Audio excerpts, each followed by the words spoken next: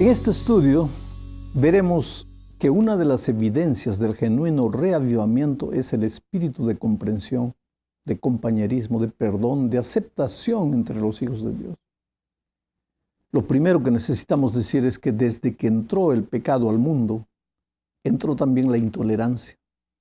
Adán y Eva comenzaron a discutir entre ellos. Se abrió la primera brecha. Las relaciones armoniosas que existían entre la primera pareja fueron quebradas.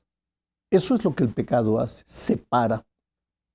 Primero separa al ser humano de su creador, después lo separa de su semejante.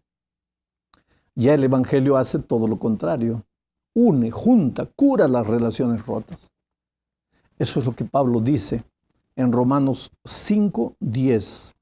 Mira, porque si siendo enemigos fuimos reconciliados con Dios por la muerte de su Hijo, mucho más estando reconciliados, seremos salvos por su vida. La palabra que quiero destacar aquí es reconciliación. El Evangelio consiste en las buenas nuevas de la reconciliación. Reconciliación con Dios en primer lugar y después reconciliación con nuestros hermanos. Pero si revisamos la historia, veremos que la iglesia siempre enfrentó dificultades en este aspecto. ¿Por qué? Porque somos humanos. Tenemos personalidades diferentes, formaciones diferentes, culturas variadas, trayectorias diversas. Por lo tanto, no es fácil convivir con las otras personas. Tenemos puntos de vista diferentes sobre el mismo asunto. En la iglesia primitiva ya había problemas de relacionamiento entre los cristianos. Un ejemplo claro es la discusión entre Pablo y Bernabé. Dos santos hombres.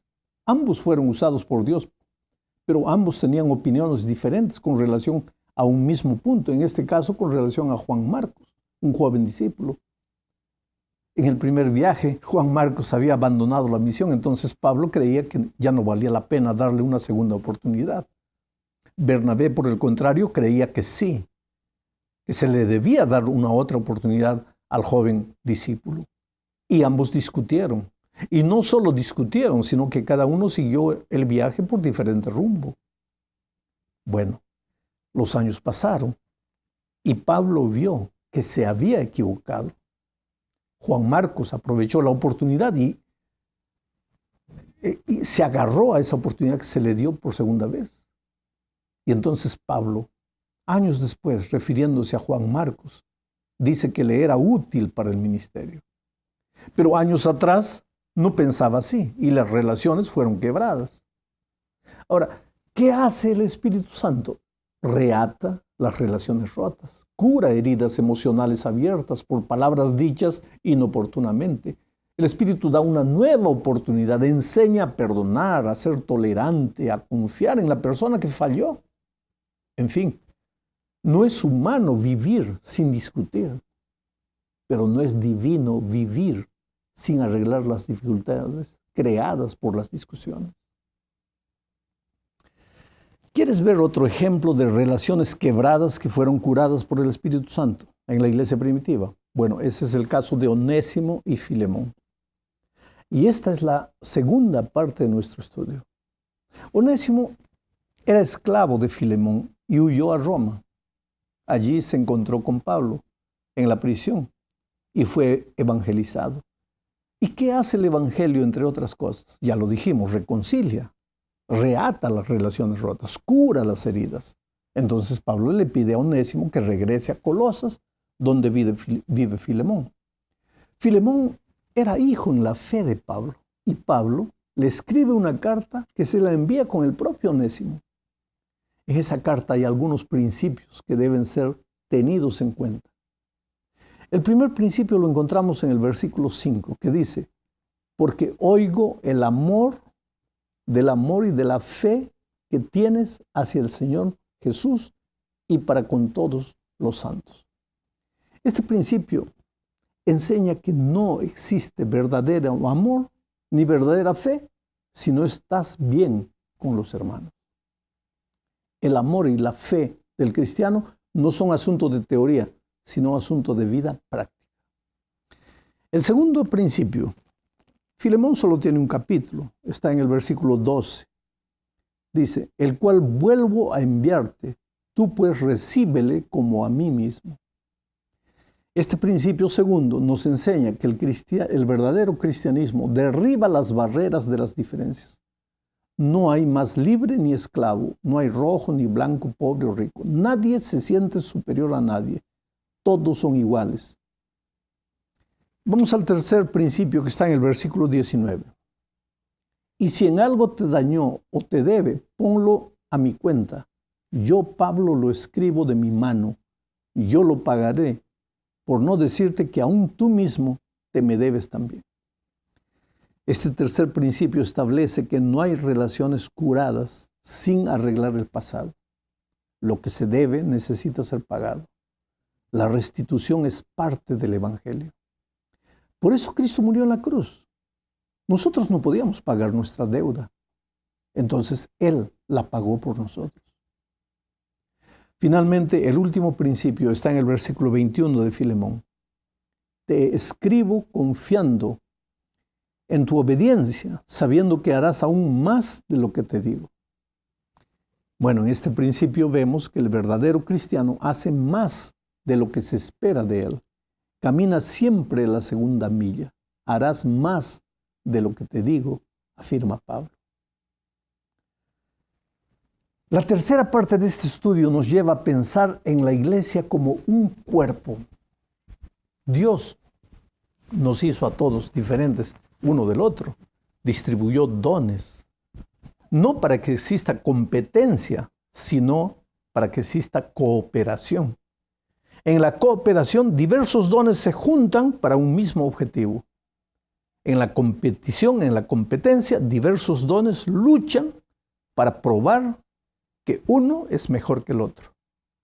La competencia es humana, la cooperación es divina. En la mente divina, ningún ser humano debería ser completo en sí para aprender a vivir en interdependencia y desarrollar el espíritu de cooperación. Así fue con Adán y Eva. Ellos eran de cierta manera incompletos para completarse juntos. Y la iglesia también es así. Existen las manos, existen los pies, el corazón, el pulmón, todos los otros miembros del cuerpo. Nadie es mejor que el otro, nadie es superior ni inferior. A veces los miembros que más aparecen no son los que más trabajan, y los que más trabajan casi nunca aparecen. Piensa en los ojos, por ejemplo. ¿Una persona podría vivir sin ojos? Creo que sí.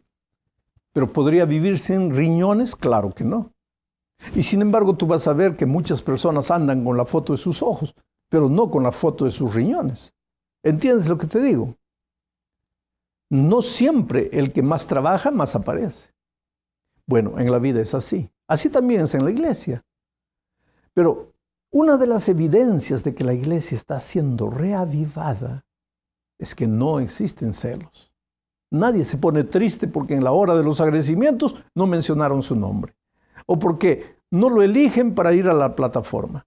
Cada uno sirve feliz dentro de su área de actuación, a pesar de que nadie perciba lo que está haciendo. A pesar de que nadie le agradezca nunca por su esfuerzo. Vamos ahora a la cuarta parte.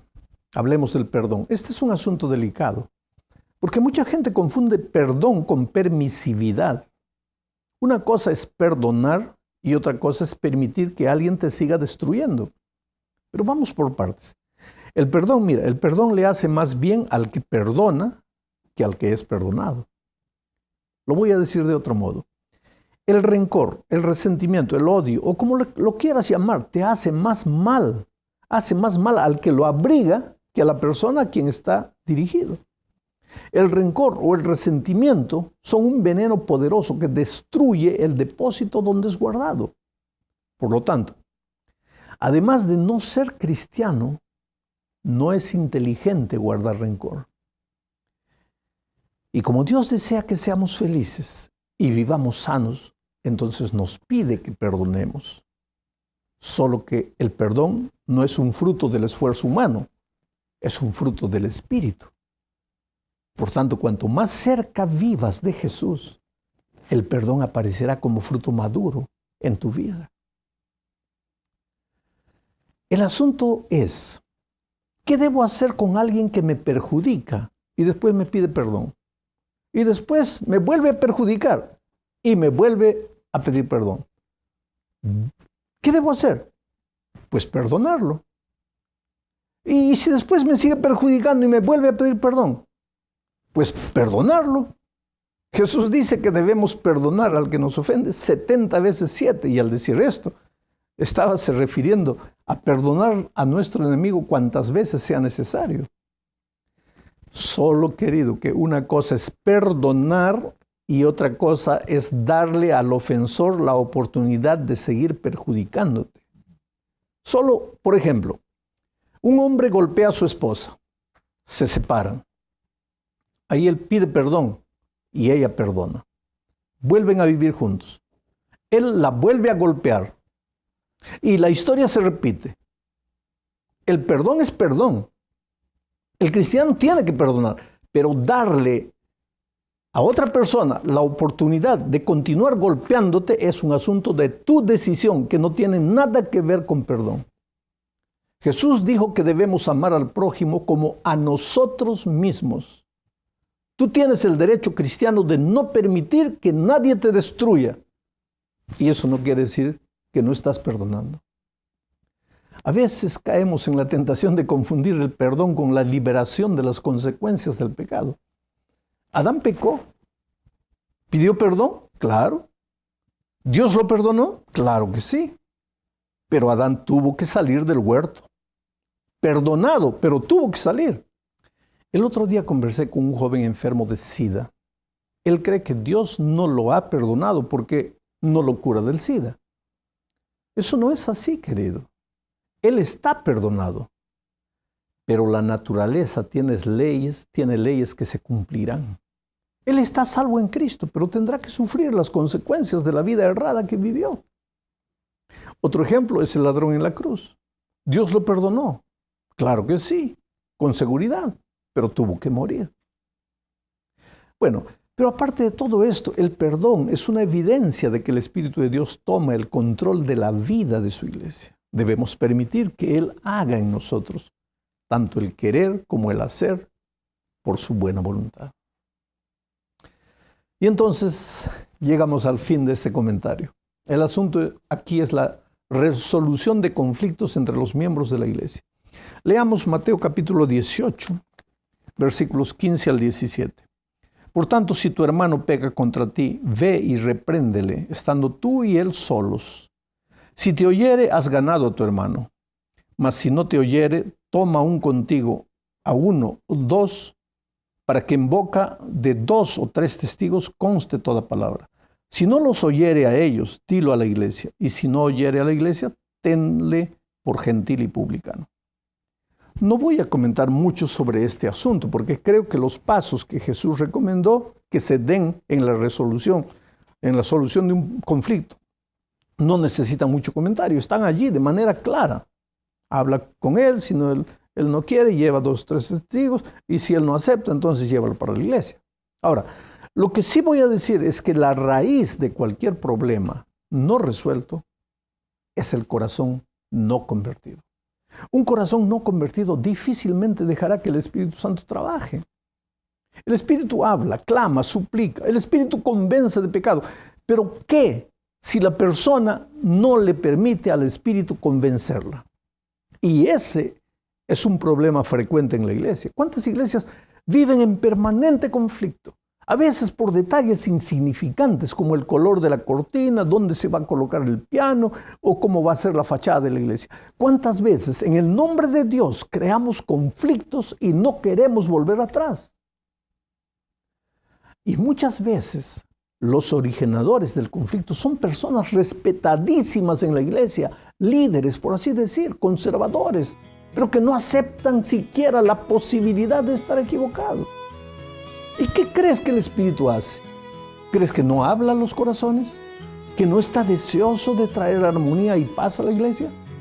Solo que el Espíritu no obliga, no fuerza. Él solo toca el corazón y llama.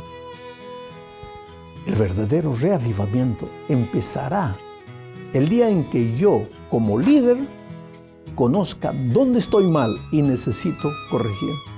Naturalmente, para eso muchas veces tendré que vencer mi orgullo. Tendré que vencer la convicción de que siempre tengo la razón. Tendré que rendirme al Espíritu. Entonces, y solo entonces, vendrá el anhelado reavivamiento. Que Dios te bendiga.